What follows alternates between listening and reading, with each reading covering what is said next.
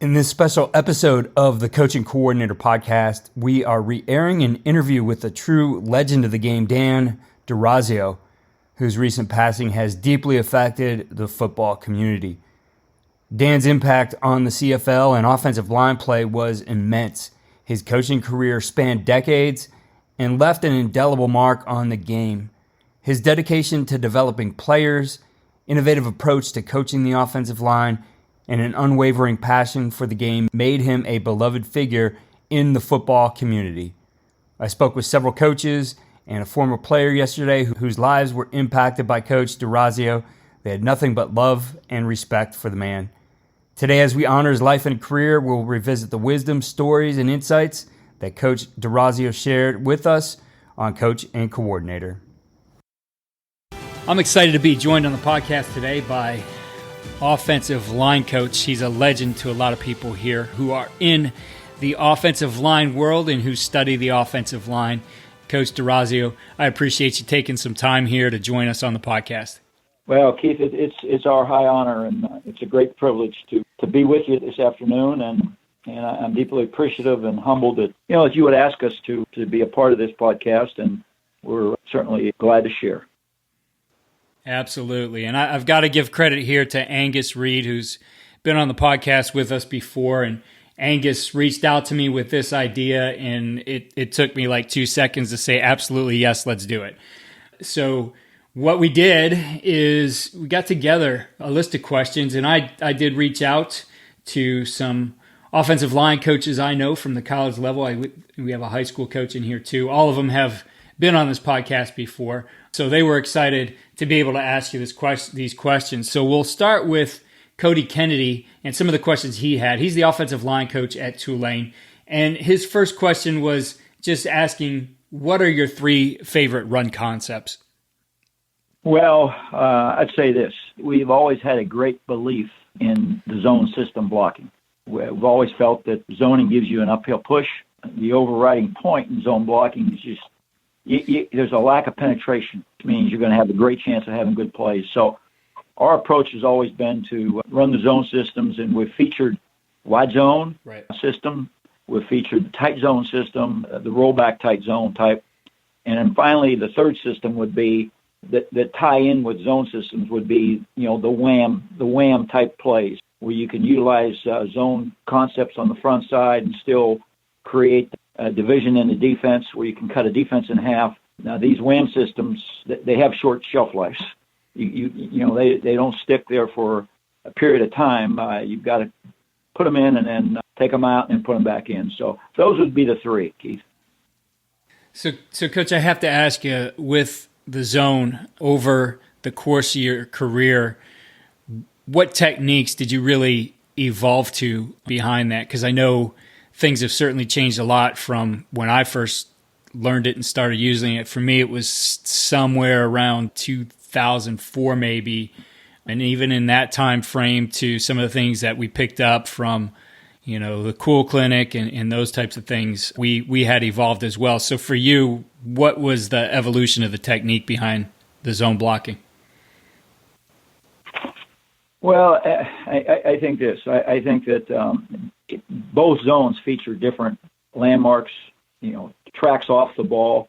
So those have been pretty consistent throughout the course of the years. We have always tried to highlight combinations. The combinations, how we decide on combinations are the inside shade defenders. If the guard's covered, then the inside combination would be the center and guard, and the tackle's a independent contractor unless he's called in with the tight end on the call side.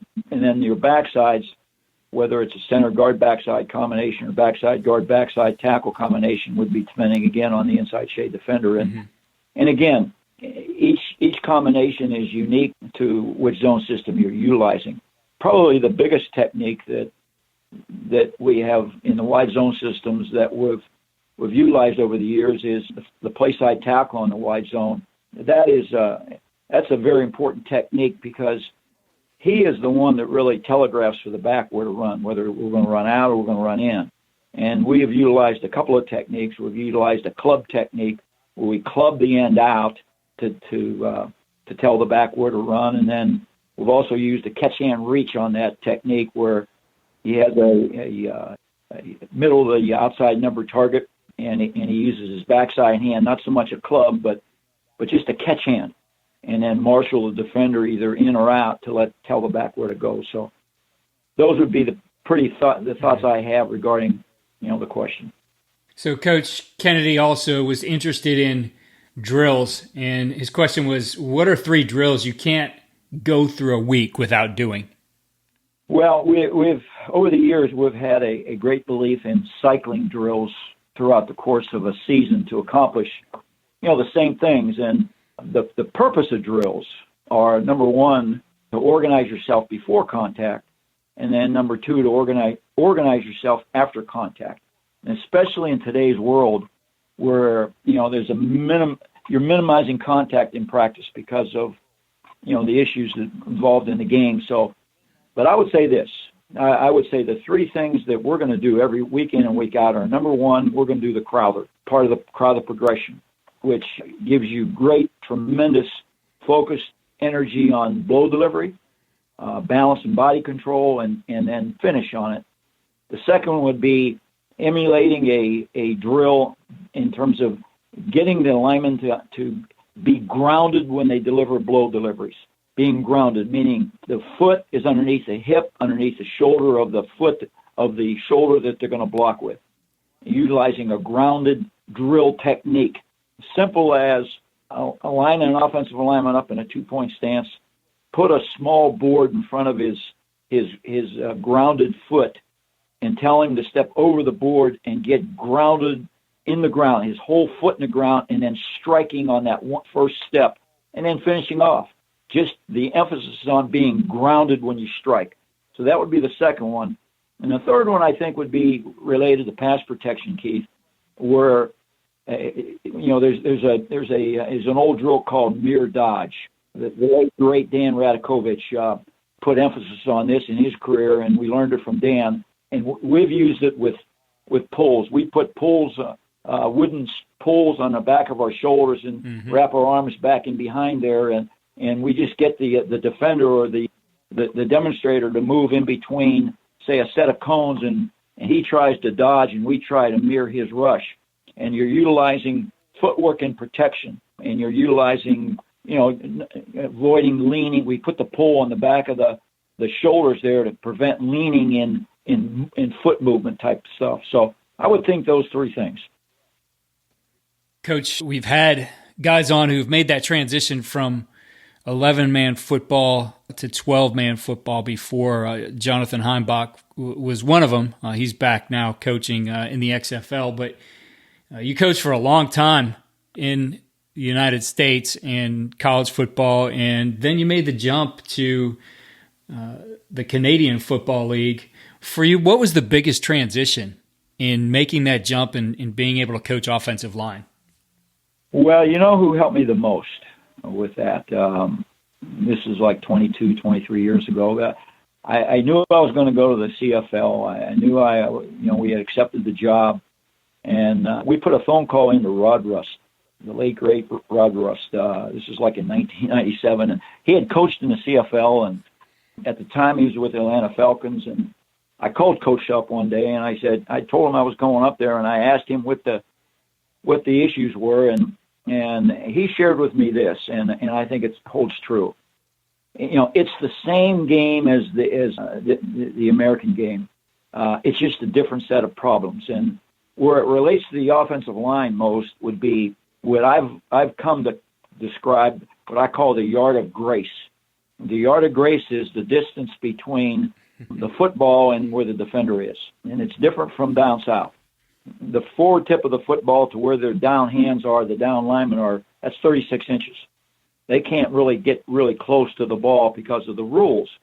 So I would think that's probably the biggest thing that you got to adjust to.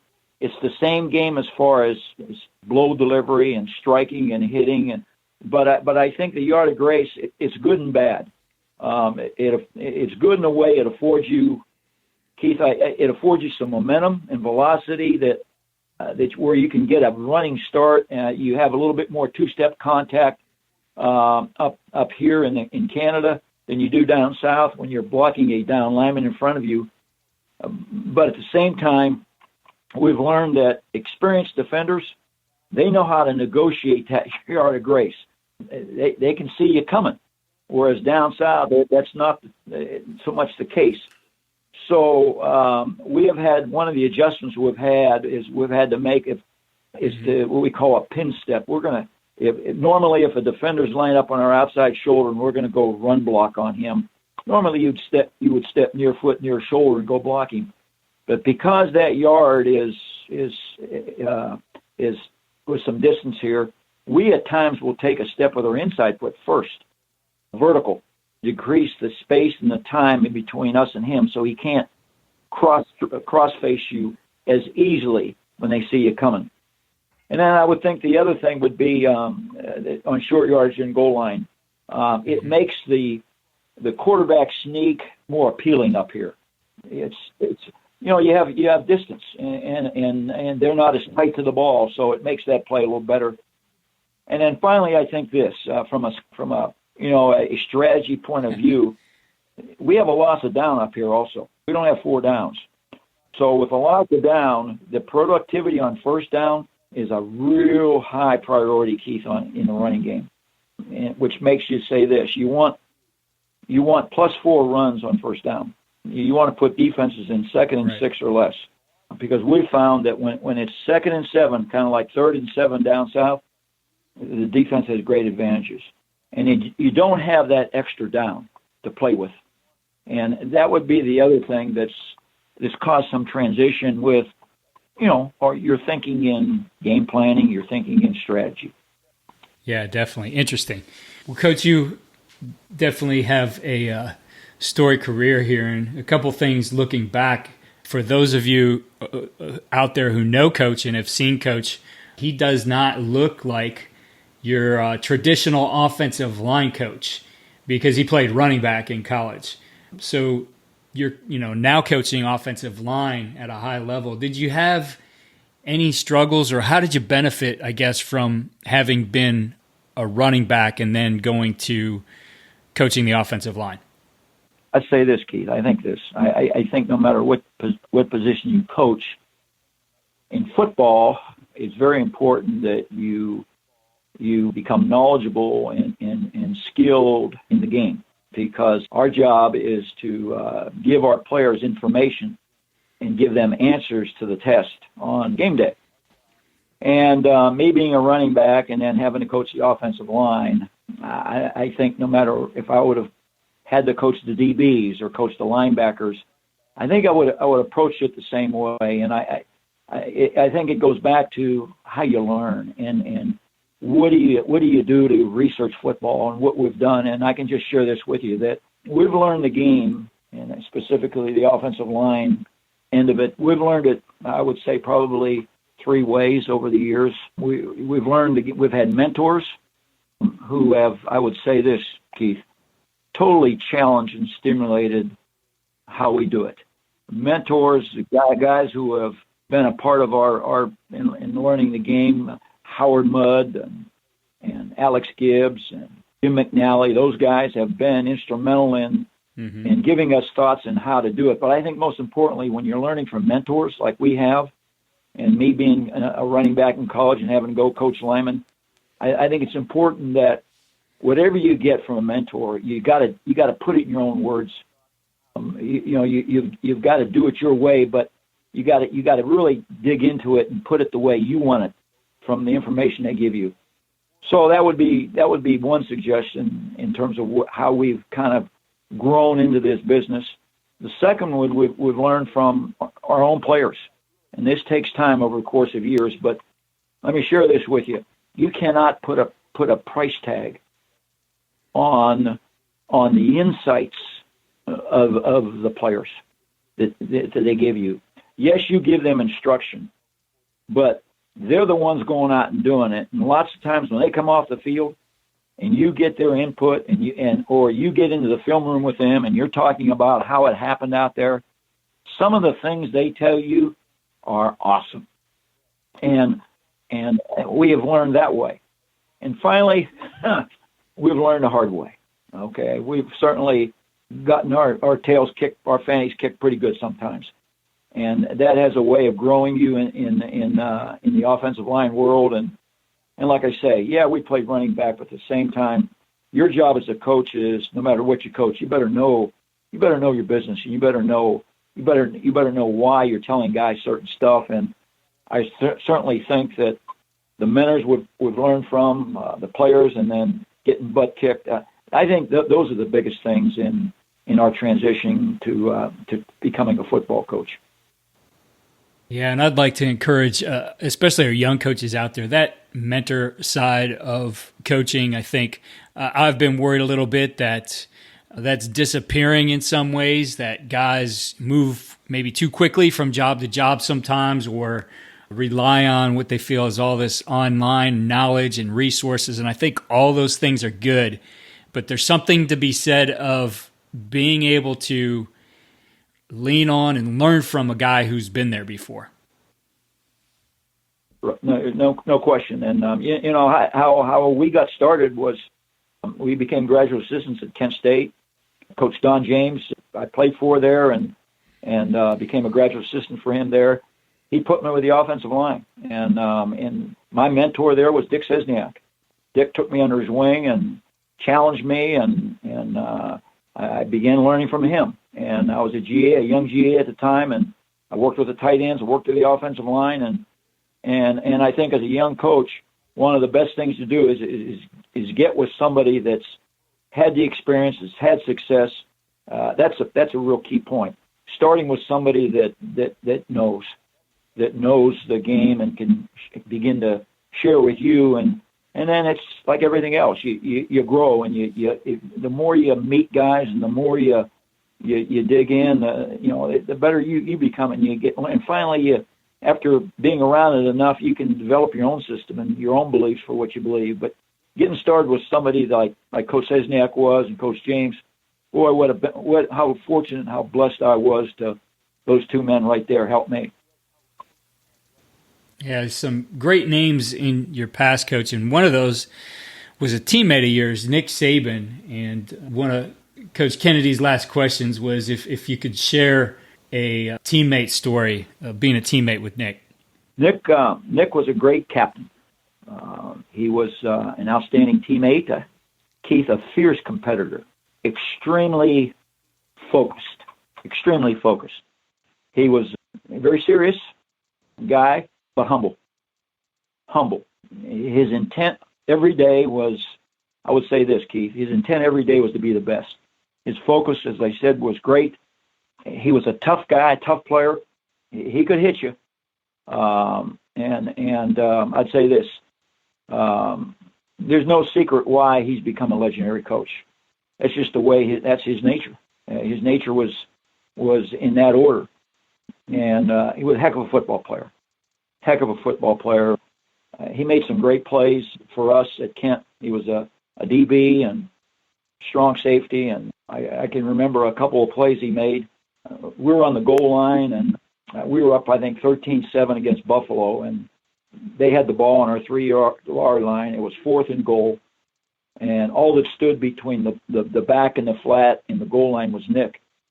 And Keith, he got up under his pads, stood him straight up. He's driving his legs and brought him down, but the echo of his pads cracking, that you could hear. It just filled the stadium. He just stopped the guy dead in his tracks, and for a no gain, that saved the game. And that game right there was a momentum changer. And then there was another time, and I think this really would put Kent State on the map at that time.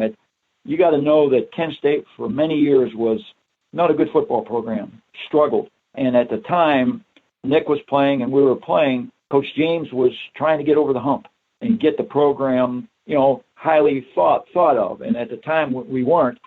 But we were playing Bowling Green. And Bowling Green was in the upper echelon of the Mid-American Conference.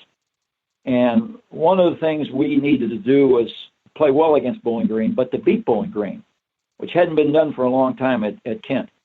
Well, Nick had a big part in beating that Bowling Green team on this this Saturday afternoon. He made a play in the fourth quarter that I really believe it put Kent on the map. We were up, I would say, I think it was 14-10, and they ran like a wing-back counter, Keith, that broke free. And the same thing, the only defender between the ball carrier and the end zone, who do you think it was? It was Nick. And the guy put a move on Nick. He wasn't fooled at all. He wasn't fooled at all. You know, and he hit him with such an impact that he forced a fumble, recovered it on his own to everyone's amazement. And I think it's probably going to go down as one of the greatest defensive plays in Kent State history.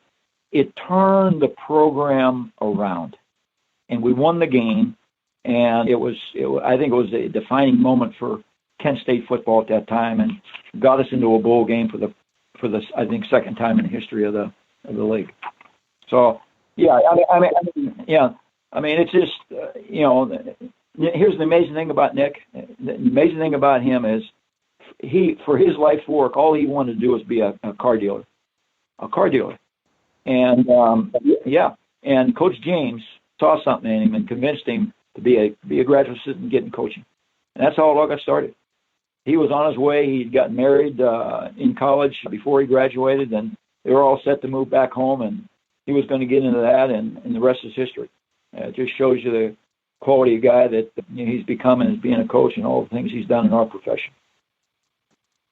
Well, definitely the competitiveness that you shared just in those stories comes through. I mean, I could visualize exactly what that looked like and hear those sounds of those pads as you described it. So it's good to hear a story of where all of that started for Coach Saban.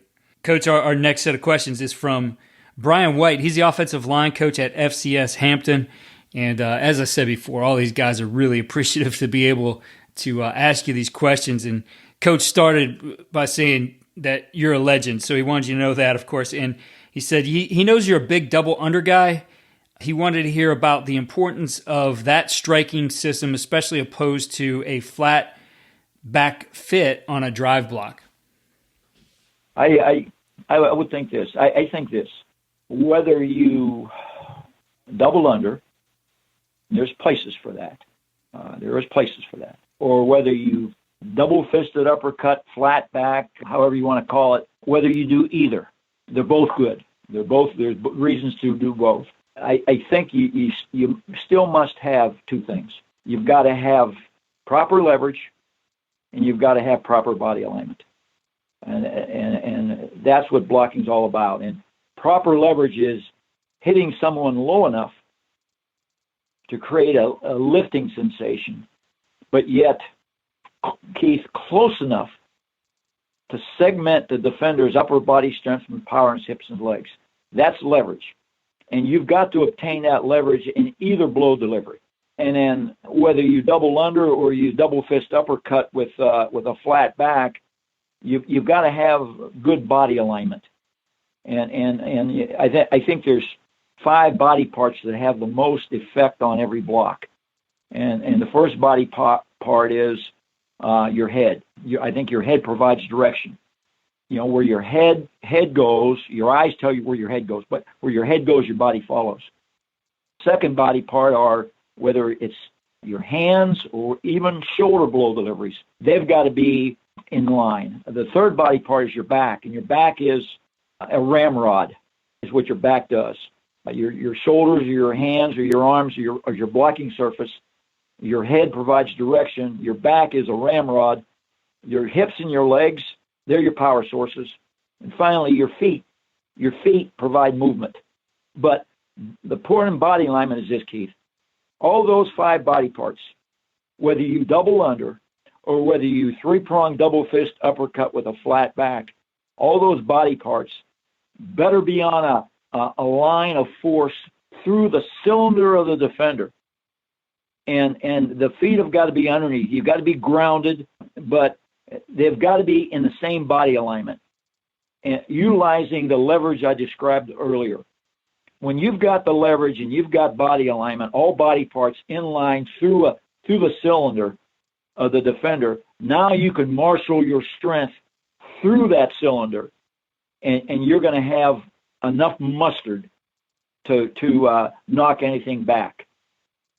Keith, bottom line, you've got to create force in every block. And force is created through these body parts. But, I was doing a clinic a few years ago, and I said, you need force in every block. So for fun, I looked up the definition of what force is in the Webster's dictionary. And here's an interesting definition from Webster. It's driving and propelling against resistance. Well, what's the resistance, Keith? The resistance is the ground, okay? Not so much the defender, the ground. So what do you drive and propel against? Your feet do that.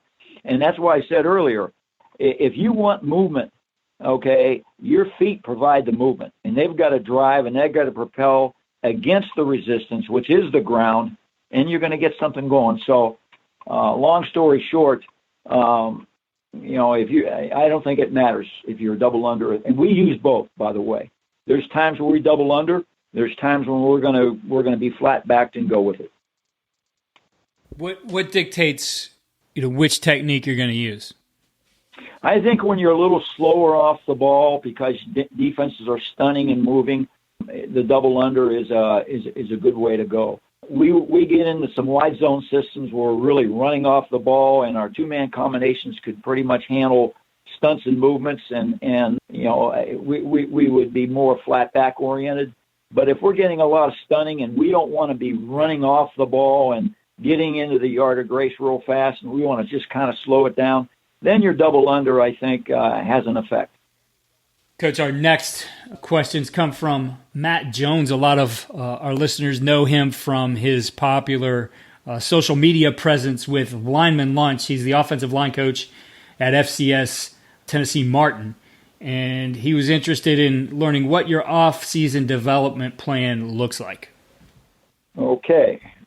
Over the years, we have put emphasis in, I would say this. Now, the first thing we do in an off-season program, and we try to do it every day, is we develop grip strength. Grip strength. There's multiple grip drills that you can do to strengthening grips. I know in today's world you got weight coaches who do that. I don't rely on the weight coach. I personally work on that in the off-season with my guys. Okay. A lot of ways to do it. Squeezing newspapers, squeezing balls, dipping hands in sand, in a bucket of sand. Many ways, but I think that's the first area. The second thing I would say in the off season, it's a great time to develop finish techniques, finish emphasis, how to finish blocks in one-on-one blocking or in protections. Just the little techniques of finishing. Is a great time to do that, where it's a slowed down emphasis. You can teach, spend time on the little things in finished blocks, where sometimes when you get in the heat of the season, you haven't got that time, and put great emphasis on it. The third area would be blow delivery, but I think more importantly, utilizing a full Crowther progression, teaching, going through all the phases of the progression, where you've got time in the off season to do that with. That would be one. Another area would be, and maybe strength coaches do this, but I've always done this as a line coach with my guys, plyos, and I learned this many years ago. You make a plyo that's 36 inches off the ground, okay, and you get your guys to 180 sets. Do say a set of 10 and do a 180. 180 up and a 180 down, a 180 up and a 180 down. Try that one time. That is tough work. And what they do is you're developing your core, you're developing your hips and your legs in that. And I think that is a great idea, a great plan for your off-season offensive line work. And get in the pass protection. You remember the Tunch punch and the Tunch Ilkin spots right there. Well, we have taken a lot of his stuff, and we have a wall, and we wall punch and go through a lot of the Tunch stuff, and we do it also with movements. I think that's always been central in our off-season plans. Another one would be what we call big man syndrome. They say big men can't move in space. Well, we work on that hard, and a small little drill I like to do is have my guys run right at me as hard as they can, as fast as they can with their feet wide, and I move left or I move right, and I want them to adjust off of me and go hit something real quick. But it's moving in space fast with balance, with body control. I think that's a good idea. And then in pass protection, I think one reason why guys lose one-on-one one reason why guys fail, I should say, in protection, if you study the tape, and we place great emphasis on this, is guys fail in protection because they lean or they catch. They lean or they catch. So in the off season, I like to take wooden poles. I talked about this a little bit earlier, but take wooden poles across their shoulder, okay, and put their arms wrapped around them and get them moving in movement skills, inside, outside, off the line of scrimmage to prevent the leaning. Or you can take a 45-pound plate and do the same thing. Do that to prevent the leaning, and then I think the other thing you should do in the off season is, I think this is central in pass protection, and that is teach focus, teach eye focus. Your eyes in pass protection, Keith, need to be big and intense. You need big grasshopper eyes when you're pass protecting, and in every protection, there should be a target for eyes in every protection. The eyes should take you somewhere in a protection, whether it's a slide protection, whether it's a one-on-one block, I think you need to train eyes. You need to train eye focus. So that would be another area. And then there's two more areas in protection. One would be developing anchor ability to anchor, and finally setting. Pass setting, whatever your philosophy is in setting, you can't do enough of that in the off-season stuff. So, in answer to your off-season programs, those are the things that I really spend time on, and I think it's important in an off-season program that, as I said before, you need to cycle the stuff in the off-season. We don't try to repeat the same drill to accomplish the same function 2 days in a row. Keep things fresh for them with the off-season program, but still try to attack those areas. That would be probably, long and short, our thoughts there. Coach, I've heard you say it a couple times now about cycling drills and not repeating drills. I would assume then you're not a big believer in the quote unquote everyday drill where you're doing the exact same drills 365 days a year. Yeah. You're 100% right, Keith. We don't repeat the same thing. Every day is a new day. Every day is a new emphasis. And I think the other thing in drills that we picked up from Alex Gibbs years ago is we may do a 5-minute, 6-minute emphasis on a technique in a running game or a combination, whatever it is in a running game, and we quickly get out of that and get right into a protection. Okay, for however it takes, and it could be any element in protection. Say it's focus, and on eye focus, and then we get right back to the run and right back to the pass, because as Alex said years ago, that's how you play the game. You're not over and over and over running game, and their attention is awesome. It makes them more intense about what they're doing, because you're always changing up on them, and they've got to change their focus. And their intensity really is in it, as we've found, as opposed to, going a 35-minute block on just some kind of a run progression. That can be boring as well as challenging for them. I love it, Coach. In 27 years, and I coached offensive line in a lot of those, I never thought of that way. But you're 100% correct. That's how the game is played. We don't say, okay, this series, it's just run. I mean, sometimes we do, but for the most part, we're right. Leaving that element of being able to mix things up, and I think phenomenal idea, not just for offensive linemen, probably for every position in looking at, kind of mimicking the game. Mm-hmm. Sure, absolutely. Coach Steve Siassi is the offensive line coach at Bryant University, another FCS school. And his first question is about pass pro. He said, vertical set versus lateral or quick lateral set. Which do you prefer and why? Well, let's just say this, Keith. Pass protection, it is not a passive activity. You can't be afraid to be aggressive. So with our inside guys, centers and guards, we have a general rule of thumb. We set short or we set shorter.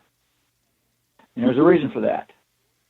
Because your biggest enemies that we learned years ago from Coach Mudd, your biggest enemies in protection are time and space. They're your biggest enemies. And our job is to get on them fast. And we want to make the first meaningful touch. So as a result, when we set short, we're setting right on the line of scrimmage parallel. And when we set shorter, we go jump them. We go get up into the line of scrimmage, meet them halfway, keeping the head out of there. Because, with the enemies being time and the enemies being space, time is what? Time is when the ball is snapped, the seconds start clicking. And as the longer they click, the more the defense gets the advantage. And that distance, that space distance, that distance between you and him, the more space is, the better it is for the defense. So your job as an offensive blocker in our minds is to, number one, disrupt the defender's space and disrupt the defender's timing. And we do that by setting short, setting shorter with close quarter blocking internally. Now, when it comes to tackles, it's a little different animal out there with wide rushers. And to set short or set shorter, that doesn't make sense. You've got a different challenge on your hands because your defender is a little wider. Mm-hmm. So that causes us now you still have the same enemies. You got a bigger space enemy here, much bigger space enemy. You still got space enemy, but he's a bigger enemy. And you got a bigger time enemy because they're further away from you. So as a result, the setting short and setting shorter just doesn't equate. So we do set off the ball here, whether we set to a spot for width, and that spot is mandated by his width, his angle, and his speed, or whether you set vertical, straight back as tackles. We do both. Okay? And then with the inside guys, there are times, Keith, to vertically set, or not vertically set, but to set off the ball. There are times for that. Okay? And times for that would be, you may get, like a guard might get a 4-eye technique, where he needs to set off the ball to deal with this guy. Mm-hmm. Not that you can't set short or shorter on a 4-eye, you can, but you can't live in that world. Okay? So there's reasons to set off the ball internally, but most of the time we're going to go after them, and conversely with tackles, yeah, there's times to go run jump those guys out there. There's times to set shorter up for those guys, but if you're living in a world of on third and long down south or second and long here, you're not doing that. You just can't do that on that down distance. You got to pick your times when you can do that as a tackle. So long and short, that's pretty much our thoughts in pass protection from that standpoint. Coach Siassi also wanted to know about evaluation. He said, what are the characteristics you're looking for in college offensive linemen, both the measurables and the non-measurables? Okay. One of the very first things that, Keith, I do is I find out the guy's injury history. Okay, because if they're hurt in college, they're going to be hurt in the pros. Okay? So that's the first thing. Mm-hmm. And then I want to find out, has he been in any kind of trouble? Is he ready to act like an adult yet? His character. Do we need to keep an eye on the guy? I'm trying to figure out what kind of makeup he is. Can he handle tough coaching? How does he respond to pressure? Does he love football? How important is it to him? Can he handle coming to football as a job every day for us. Those are non-measurables, so to speak, that I think, Keith, go a long way into detailing a guy's ability to be a performer. Okay, so in that area. And then you get into some other areas, say length. We like guys with long arms. Okay, I think great length is 35 inches. Minimum would be 32 inches. Sure. 32. It's 30 and 31 inch guys they're real tough. One thing we'll find out about length is the longer the arms, the slower the feet. The shorter the arms, you better have great feet.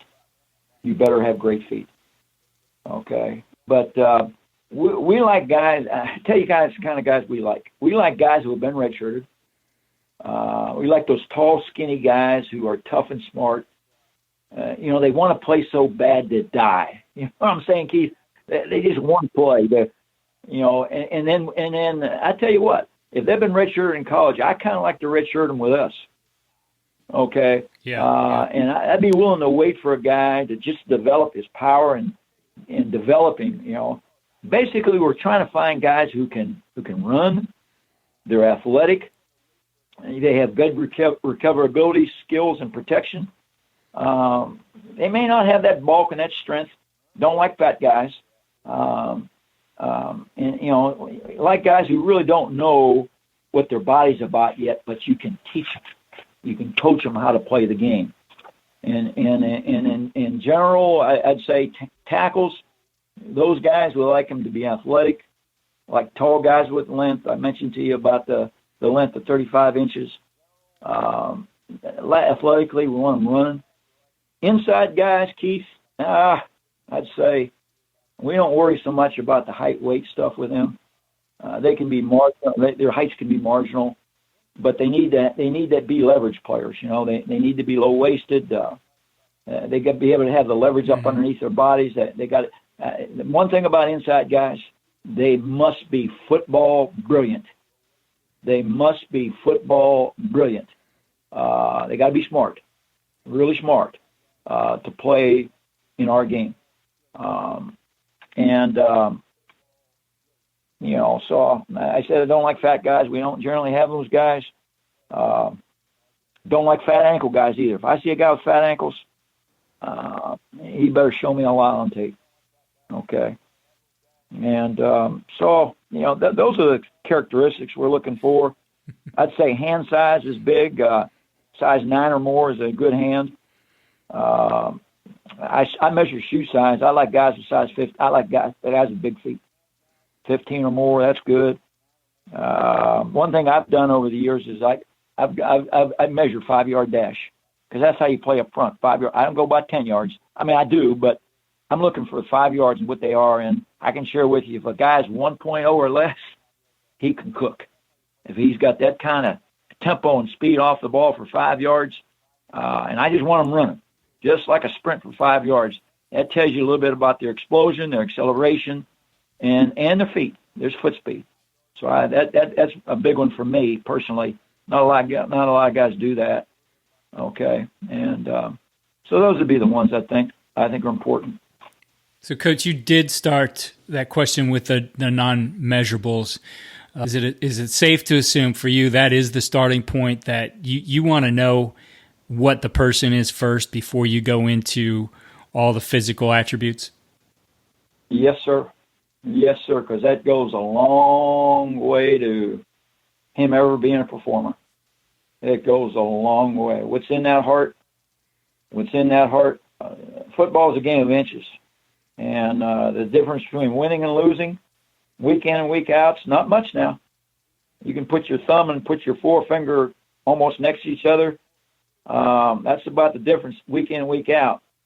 But I've always said this, 6 inches between your backbone and your breastplate, your heart and soul, that heart and that soul goes a long way to winning. And great hearts and great souls make great offensive linemen. And those are the kind of guys you want. You want to find those guys that when they get in the trenches and times get tough, they dig in and they like to work. They like to work, okay? They got work ethics. That's what you want right there.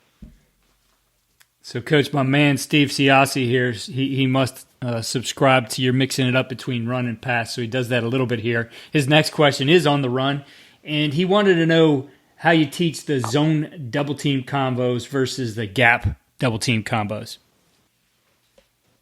Okay, in the zone double-team combos, I'll give you one, for instance, right now. Let's say that we're running a tight zone play, and we got a frontside 3 technique and an A-gap mic, and that combination between a center guard on a linebacker, or it could be the tackle guard, the guard's uncovered, and the play side guard and tackle are double teaming the linebacker to the defensive end. The intent on a tight zone play for the lead blocker, who would be the covered lineman, his intent is to run 100 miles an hour right through the aiming point. And for our tight zone plays, if it's an A-gap landmark, if it's an A-gap landmark for the back, and it's a rollback zone, our landmark is the inside via the neck. If the inside zone play is the inside leg of the tackle, where it's a little wider, now our landmark for the guard is the outside via the neck. Okay. And that I'm talking about the lead blocker. Okay. Okay. For the uncovered lineman, or we call him a trail blocker. Okay. His intent is to win on the linebacker. And what we do with this trail blocker, he's going to take one step with his play side foot at the helmet of the down lineman, and he's going to key the near knee of the down lineman. And that foot's going to go on the ground, and he's going to stick his play side hand out and key that near knee. By the time his second step hits the ground, and that second step is his backside foot, and it's going to go straight. By the time that foot hits the ground, he's got to know, is that covered defender coming in, or is he going out, or is he hanging? And if it's hanging or widening, now he knows it's time to climb.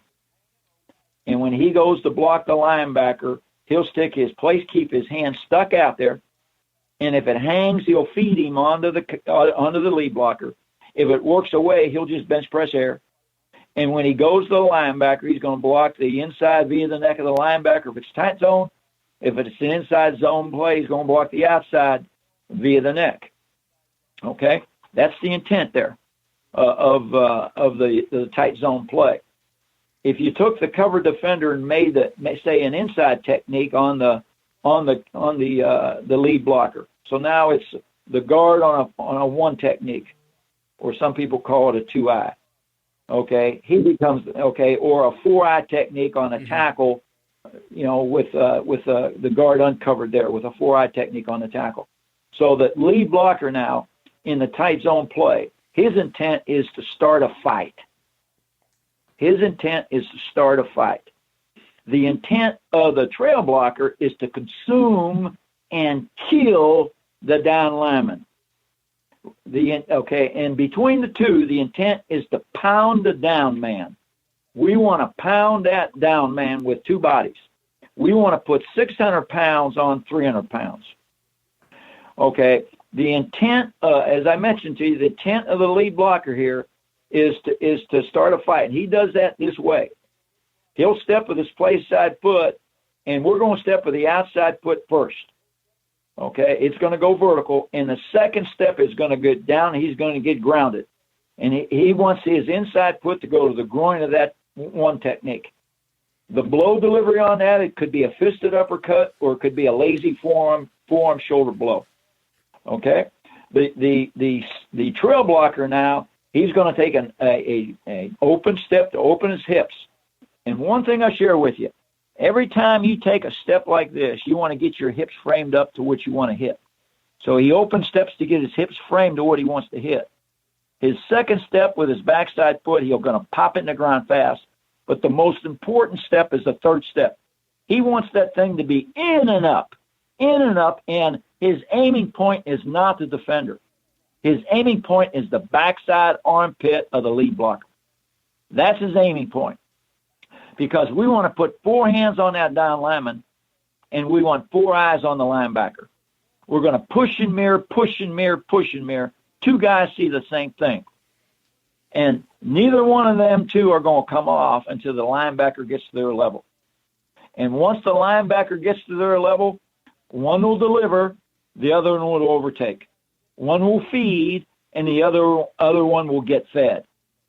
If you're overtaken or if you're getting fed, now you've got to pull the hand off and scrape paint with the other hand to get your hat all the way over in front. If you feed with elbow extension. And once you feed with elbow extension, you get your hat all the way over to the inside V of the neck or the outside V of the neck, depending on what kind of zone it is. So that would be a description of, a tight zone against an inside technique defender. And now in the wider zone or the outside zone defender, if you have the same inside technique defender, okay, the intent for the lead blocker in the wide zone play or in the outside zone play, the aiming point for the running back on this is the butt of the tight end. And the running back is going to run off of the end. If the end is out, he'll be in. If the end is in, he'll be out. Regardless of what that back does, the intent for the lead blocker against an inside shade defender, okay, is to guarantee the landmark for the trail blocker and then go win on the linebacker second. That's his intent. The intent for the trail blocker is to win with his backside shoulder on the landmark. His intent is to take the landmark.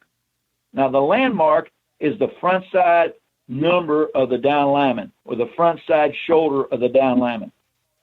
So the lead blocker now, he'll step with his outside foot vertical. His second step will get in the ground and he'll get grounded. And he will either use a fisted uppercut or a side arm bar, depending on the width of the down lineman. And he will guarantee the landmark, Keith, regardless of the alignment of the linebacker. That linebacker can be out there in the B gap somewhere or wider. He's still going to guarantee the landmark. And here's why. We want no penetration. We want no penetration. We want that front side, inside shade defender on the line. Mm-hmm. We want to win with that. We want to take the landmark with the trail blocker. Okay. Now the trail blocker now, he's going to come off at 90 degrees with the first step. 90 with hat speed. Hat speed means when you take that first step at 90 with that play side foot, that hat is getting outside that front side toe. He is going to bring that hat all the way in front of the toe. The second step is a 75, and he wants to take his helmet screws and drive them beyond the helmet screws of the down lineman. And now, once he gets to the landmark, he's going to work vertical, north and south with his back, and win with his backside shoulder through. The lead blocker now, he will deliver that pretty quick now. Once he guarantees the landmark, he's off, and now he'll adjust his angle to block the play side number of the linebacker with what we call a catch-hand reach technique on the linebacker. So that would be the wide zone play against the 1 technique. And then if you took the wide zone play against a 3 technique or an outside shade defender, and again, this would be the same thing for a tackle and a guard if the guard's uncovered. But the intent of the guard on the outside shade defender, they're working in combination. His intent is to run 100 miles an hour to the outside armpit of the down lineman. That's his intent, to run 100 miles an hour. He wants to come off the rock, okay? The intent of the trail blocker is to win on the linebacker, So the lead blocker, we're stepping play side foot. We are backside foot to crotch with the backside foot on the second step. The blow delivery is a fisted uppercut with the backside fist, and we want the front side hand on the outside half right there, and our hat's going right for that armpit. We want to take that 3 technique and knock his butt straight back, and he full well knows that trail blocker's coming with him. The trail blocker now is going to step 90 again. 90. He wants hat speed 90, and his eyes go right to the near knee of that down lineman. He is running diagonally. He wants to run with his face mask in front of the face mask of the down lineman. Face mask to face mask. 90 on the first step, 75 on the second step on a diagonal angle. On that first step, he's going to see if that near knee's coming at him. If that near knee's not coming at him, that second step, 75, is going, and then he's going to take one more step. On that third step, if that 3 technique is hanging, or if that 3 technique widens, he's going to force that 3 technique across the face of the covered lineman if he hangs. And he's doing that primarily, Keith, with Grail. He's not looking at that 3 technique anymore at that first step. His eyes are going to the linebacker because he don't want to get ear-holed by that linebacker. So on that third step, he's going to force the read. And when I say the read, the hanging 3 technique, who might be 2-gapping that guard across the guard's face. And now he's up on the linebacker to catch and reach the linebacker's play side number. Should that 3 technique work away, he'll still try to force the read, but he'll be doing it on air, and he's up on the linebacker. If the 3 technique spikes, he's going to see it right now, and now his job is to win on the linebacker. His job is to win with his backside shoulder on the spike. But you got to coach this into the guy. There could be a boomerang. That 3 technique, he could boomerang back outside. So if that 3 technique boomerangs back outside, he has got to keep fighting and scraping paint with his backside fist. We tell this to the lead blocker. If that 3 technique spikes, you do not follow it inside. You got to run to the linebacker because of the nature of the play, with the nature of where the running back's landmark is. So we don't slow that defender down at all. He keeps trucking for the linebacker now if we get any kind of spike in there. So essentially, that's the zone combo double teams on the front side, whether it be tight zone or wide zone or inside zone that we like to carry. Now, in your gap schemes, they're a little different. And if we just took a traditional front side double team, let's just say for fun we're doubling the front side guard and tackle on a 3 technique, or a front side tackle and tight end on a 5 technique. Let's take the lead blocker first, the outside blocker, the play side guard who would be covered. He would be the post blocker. But let's take, for fun right now, the lead blocker. We would talk in terms of a gap step with his inside foot, popping his outside foot. The most important thing we want out of the tackle here is you want your inside shoulder on his outside shoulder. Keith, the gap step is at an angle to frame up the target. The pop step has got to get down. That's the second step. It's the most important step because that's where the force is coming to accelerate the feet. The cleats, they've got to be in the ground on the pop at the second step. So we're going to hit pad under pad with the top of the shoulder under his pads. You want to hit up and square on your angle to the linebacker. We don't want to sacrifice pressure for position. And you got to coach this guy stay lower longer. And here's the key point. That tackle on that double team, he wants to horizontally collapse the defender inside, and he can forearm shoulder feeding the guard if there's access given to him. And then he blocks the backside linebacker with a hat across the front and get vertical on his backside number, almost as if you're going to U the backside linebacker out, making bubble over your top right there. Now, if the 3 spikes, if the down lineman spikes, now that tackle needs to negotiate himself on a tight track, setting his angle to the backside linebacker. And again, he'd block the backside linebacker with his hat across the front and get vertical on the backside number, unit him out. Okay, now, here's what's real important also.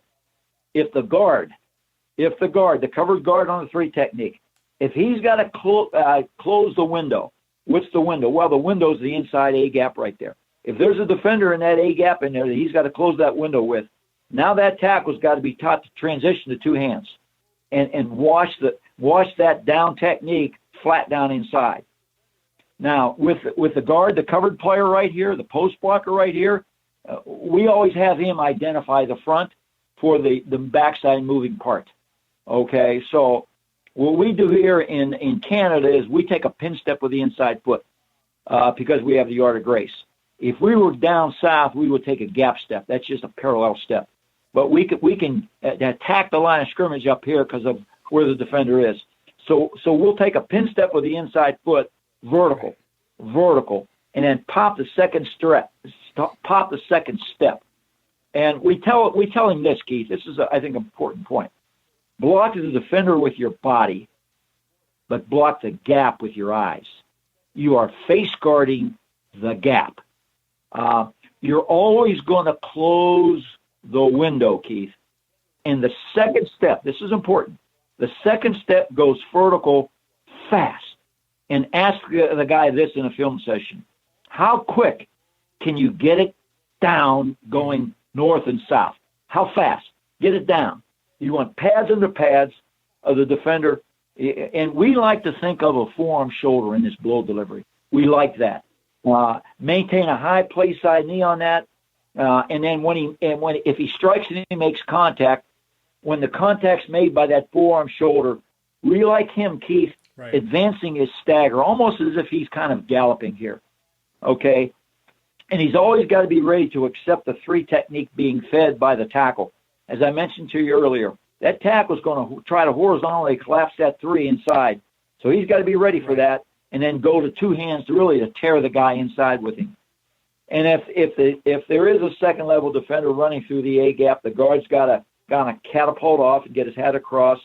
If the three technique expands outside, Keith, then or a line so wide that there's no contact that made, then you got to coach this guard to do this. He's got to pierce through the A gap, abort the down lineman, and run a tight track back to that backside linebacker with his head across the front on the linebacker, and do the same thing. Use that backside linebacker out, make him bubble over you. If the three technique does spike, collect it, hat across the front. And then the only other coaching point we give the guy, Keith, is this. If there is an A-gap mug that walks up, you got a gap step. You can't pin step. Gap and pop, okay? And then if there is a run-through, you got to get it right now. Now, this double team I'm explaining right here is a 50-50 double team. This is 50-50, where the guard takes half, the tackle's taking half. I think there are times, Keith, especially in today's world of two-gappers, that three technique on the front side, two gaps that guard, where you don't have a chance to get 50-50 on this. And we would call that a 75-25 double team, where now the guard is going to take 75% of the down lineman. That would be a little different. Not so much different so much for the tackle, but I think you got to approach that a little differently when you do that. So those would be, I would say, the biggest difference between the gap scheme and then the zone scheme and how we like to coach that right there. Bringing up a lot of memories for me. We coach those things exactly the way you talked about here. And I know, we spent a lot of time at those cool clinics and learning from, you and Jim and, watching Alex Gibbs stuff. So definitely, I would say, as you talk through everything, the one thing that came through and I think is important in all of these types of blocks is take care of level one first. All kinds of detail with the eyes, with the feet, with the hands. But the primary thing, taking care of level one before you get to level two. And I could think, I've seen a lot of teams, and I'm sure part of it is having young linemen who need to learn this, who leave level one too quickly, and then you don't have a good run play. Really get a play going by taking care of level one. And there is a reason why for that. You want no penetration. Especially in gap schemes. No penetration, no penetration. Bottom line, no penetration.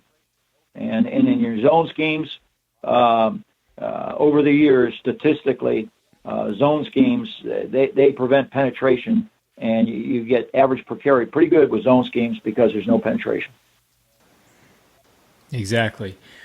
Well, as I said, Coach is jumping around from run to pass here. He wanted to know about the hands. He asked you the last time about the feet. As far as the hands go, do you prefer the independent punch versus the double punch? And and how do you teach which you prefer? There's reasons for both, really reasons for both. And a lot of the reason for that is I think schemes can dictate both, but also the one-on-one block can dictate both. And what I mean by that is the defender's not necessarily always going to give you the ability to punch him with two hands and give you a nice chest to block. He's going to be on the angle at times. He'll be a little, you'll be a little disjointed with where you are right now, and your hands may hit with two hands, but their angles are different. You may have one hand high and the other hand low. You may have both hands high. You may have both hands low. So the defender has a lot to do with where your hands get placed when you're blocking. And then there's times for independent punching when you have to block a guy with one hand because there's no space for the other hand to get in right there. So we teach both. And we like to teach a lot of this stuff on the wall in the off season, as I mentioned to you earlier, on the wall. Yeah. And we put the bags up on the wall, and that's what we're punching. And we're teaching double punches, double punch high, double punch low, four corners, whole 9 yards, independent combos. So there's reasons for all that stuff. Coach, what is it you like best of those? Is it being able to have those small targets you're hitting? I think this about punching. I think here's an important point about punching. Number one, you've got to teach how to carry your hands, and we like to carry our hands away from our body. We like our arms away from our body, not tight to our body. Okay, arms away with a little bend in the elbows. It's almost as if you turn on a boxing match and you watch two boxers box, that's how you want to carry your arms and your hands. Mm-hmm. So that your hands are out ready to punch and stab people. As I mentioned to you before, two reasons why block protections fail: you either catch, or you either lean, or you catch. And certainly in punching, you're not catching, you're stabbing. And when you stab, the heel of your hands hit, you want to rotate your elbow inside to get your power to come from your lats. Okay. If the elbows don't turn inward, now more of the power is coming from the tricep muscle. And the tricep muscle is a very small muscle. Very small. Not a lot of power. And when the elbows go out on a punch, a lot of power dissipates. Not that you can't punch somebody like that. You can. But you're not gonna punch him with power. You're not gonna punch him with penetration. And you get those elbows in there, and you get the heel of the hand in there, and you rotate that elbow inside, you'll do a little damn damage. And we always say this about punching. When you put your hands on somebody, you do it for one reason: to do damage, to do damage, to do damage. Okay, so I think you gotta really coach. You gotta be physical with your hands, and you gotta coach that. That's coaching, and you gotta coach that to bring that out in players. The next question really involves a lot of coaching about how do you develop a center who's never played the position before in teaching the snap technique. Well, in today's world, the shotgun snap is strong and big, and it's about everybody's in a shotgun these days. And one thing we tell them, we say this: adjust your grip on the ball so that you gain more of the fat of the ball. You want to grab the laces with your fingers, but you want to grab more of the ball, more of the fat part of the ball. When we get a young center and we teach him the shotgun snap, we get him in his 2-point stance, but we say this from the get-go: get a visual image of the target, and to do that, just look around your waist. Okay, look around your waist, and from the quarterback waist to his chest is, I would say, Keith, is what we call the strike zone, and that's what he wants to look at. Get a visual image of that, and then address the ball. Okay, and the snap is it's keeping the ball, I would say, as close to the ground as possible during its backward movement. The follow through should rise the ball. But I think it's important that he understands I tell him this: don't be risky. Shove the ball to the quarterback. It should be it should just float back there to him, and release the ball when it hits your thigh. And it's almost, Keith, like a medium fastball back there. It floats, but it's a medium fastball. Okay, and that's about what we tell him.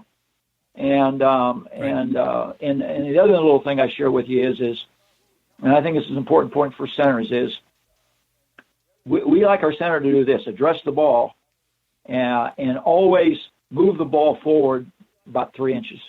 Move it forward 2-3 inches. If you can get 4, fine. Because especially down south, now you're increasing the distance between you and that defender. You're getting we never want the ball up underneath our eyes or our forehead.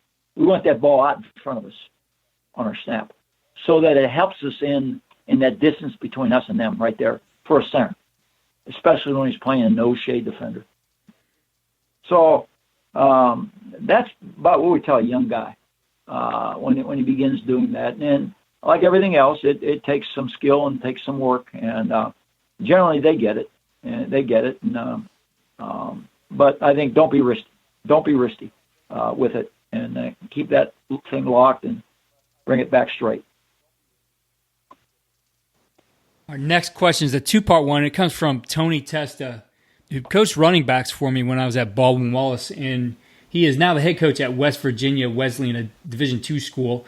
He wanted to know what adjustments, if any, you made to the landmarks and teaching you used in your Cool Clinic presentation. And part two is, what adjustments would you make for American ball? Well, none of the landmarks.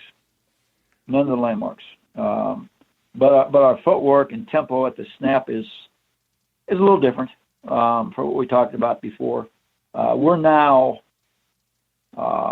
Keith, coming off the lock more, off the ball, running more off the ball, and our, because we're able to deal with in two-man combinations, stunts out of two-man combinations. We want people running off the ball. We're a little bit more wide zone now, and we're not utilizing the double under in two-man combinations. We're more of a three-prong double-fisted uppercut, as we talked about earlier. Our two-man combinations answer most of the problems we get.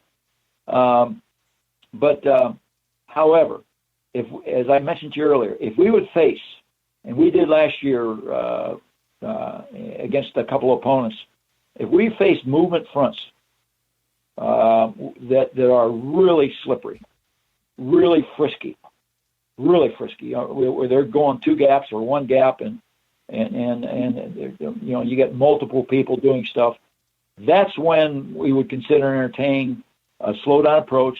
We would be scooting our feet backwards, using double under techniques to slow things down that way.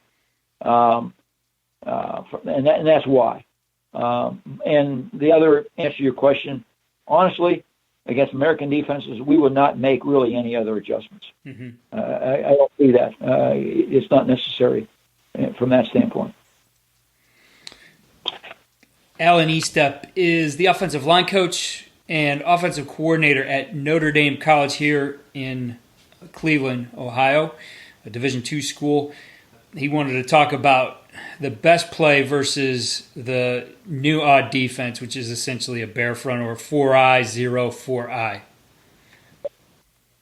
Okay. I'd say this. Get in two tight ends. Be two tight ends.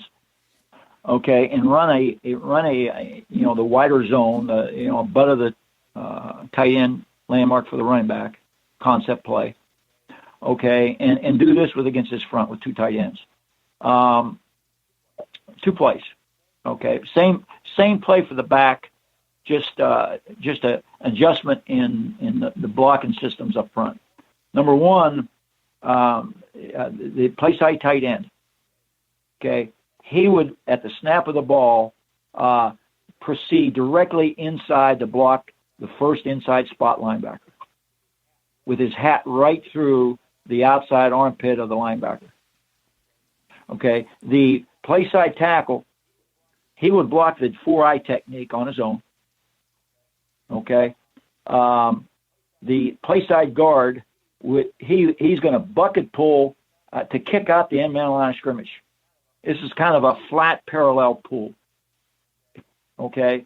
And he would block inside out on this. Okay. The center and the backside guard would what we call a quick A. The center's intent is to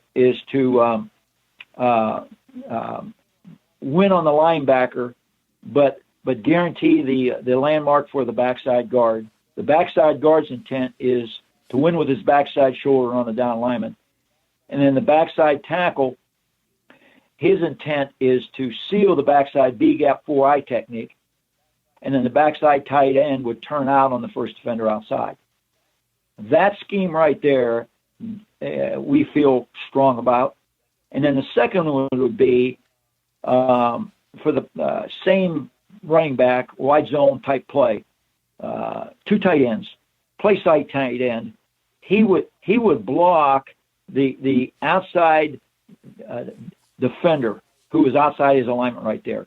It could be a defensive end off the line of scrimmage, could be on the line of scrimmage. He's going to block the first man on or off the line of scrimmage that is outside of his alignment there.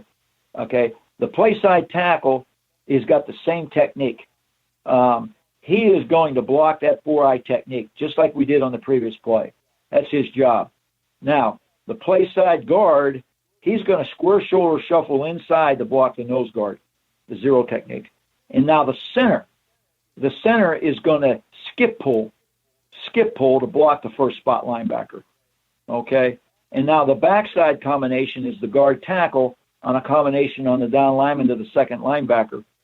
Okay? And the backside tight end would still block his covered down on the backside.